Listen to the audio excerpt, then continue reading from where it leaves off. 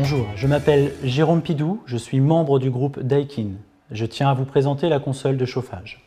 Cet émetteur de chaleur est conçu pour être utilisé à des températures de 35 degrés. Il est en parfaite adéquation avec notre pompe à chaleur Alterma basse température de Daikin. Ce ventiloconvecteur est installé dans notre maison, économie d'énergie Daikin.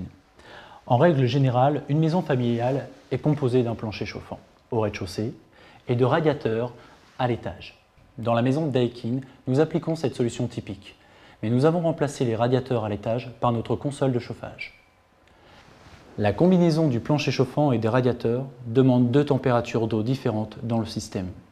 Alors que le chauffage au sol fonctionne à 35 degrés, les radiateurs fonctionnent avec une température d'au moins 45 degrés pour avoir une puissance suffisante. Ces températures de départ sont la clé de l'efficacité de la pompe à chaleur. Ce graphique montre que le COP de la pompe à chaleur varie en fonction de la température de sortie d'eau. La conclusion est très claire, plus la température de départ est faible, meilleure est l'efficacité de la pompe à chaleur. Une diminution de la température de l'eau de 45 degrés à 35 peut entraîner une augmentation du COP saisonnier entre 20 et 40%. Maintenant revenons à la combinaison entre le plancher chauffant et le radiateur.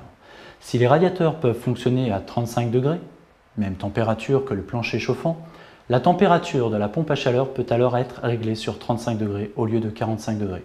Il en résulte une augmentation de l'efficacité jusqu'à 40% et une diminution équivalente dans votre facture mensuelle d'électricité. De plus, la combinaison du plancher chauffant avec des radiateurs dans votre maison va diviser celle-ci en deux zones. L'une avec le plancher chauffant et une température de 35 degrés, l'autre zone à 45 degrés avec les radiateurs. Pour réduire la température de 35 degrés à 45 degrés, avec laquelle fonctionne le système de chauffage par le sol, un kit de zone sera donc nécessaire. Si ce kit, disposant de deux pompes, peut être omis, eh bien votre installation est encore plus efficace en énergie et diminue par la même occasion le coût de votre installation. Une solution simple serait d'utiliser des radiateurs à 35 degrés, mais c'est pratiquement impossible. La puissance d'un radiateur devient très faible à 35 degrés.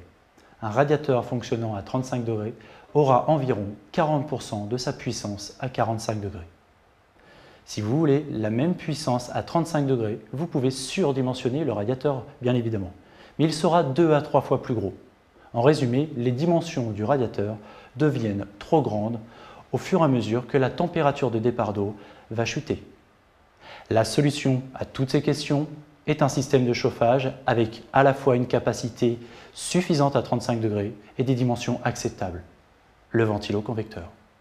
À 35 degrés, la console Daikin a encore une puissance de 800 watts pour la taille 15, 1000 watts pour la taille 20. Ces puissances sont suffisantes pour votre chambre. Votre maison est chauffée entièrement à 35 degrés. Au rez-de-chaussée avec le plancher chauffant, à l'étage avec nos consoles Daikin. Dans cette configuration, les kits de zone devient inutile. La configuration de votre pompe à chaleur à 35 degrés peut entraîner, selon le climat, un COP saisonnier au-dessus de 3,5. Les économies en coût de fonctionnement peuvent aller jusqu'à 40%. C'est une association parfaite avec une pompe à chaleur Daikin Alterma. Comme vous pouvez le voir, la console de chauffage est un modèle compact. Elle est environ 2,5 fois plus petite qu'un radiateur avec la même puissance de chauffage, lorsque la température est de 35 degrés.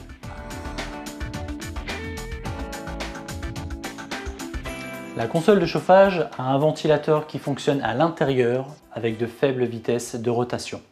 Le fonctionnement est donc très silencieux. Le niveau de pression acoustique de la taille 15 à vitesse moyenne du ventilateur est de 19 dBA maximum, ce qui est sous le seuil audible. En plus de cela, la faible vitesse de rotation permet d'éviter les courants d'air.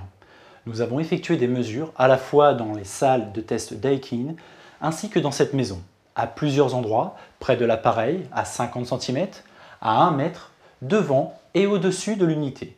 La vitesse de l'air a été mesurée, le flux d'air reste en dessous de 0,15 m/s, ce qui répond aux critères énoncés dans la norme européenne. Le ventiloconvecteur a étendu les possibilités de contrôle. La plupart des systèmes de chauffage central ont seulement un thermostat d'ambiance placé dans la salle de séjour. Si le salon est chauffé à la température requise, la chaudière s'arrête. À ce moment, vous ne pouvez plus chauffer les autres pièces, les chambres à coucher par exemple. Avec le ventiloconvecteur, chaque unité installée peut démarrer la pompe à chaleur et chauffer la pièce désirée à la température de confort requis, indépendamment des autres chambres. Vous pouvez même programmer la minuterie hebdomadaire jusqu'à plusieurs actions par jour. Contrôlez la vitesse du ventilateur.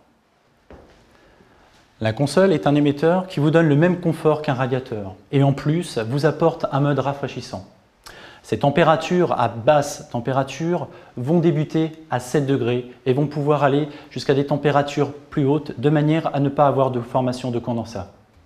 Un ventiloconvecteur qui s'associe parfaitement avec une pompe à chaleur Daikin Alterma, il est petit, silencieux et a une puissance suffisante à 35 degrés. Les COP saisonniers élevés sont le résultat de gains annuels considérables. Le ventiloconvecteur est le premier système de chauffage vraiment conçu pour fonctionner de manière efficace à basse température. Hiver comme été, la maison est un endroit confortable.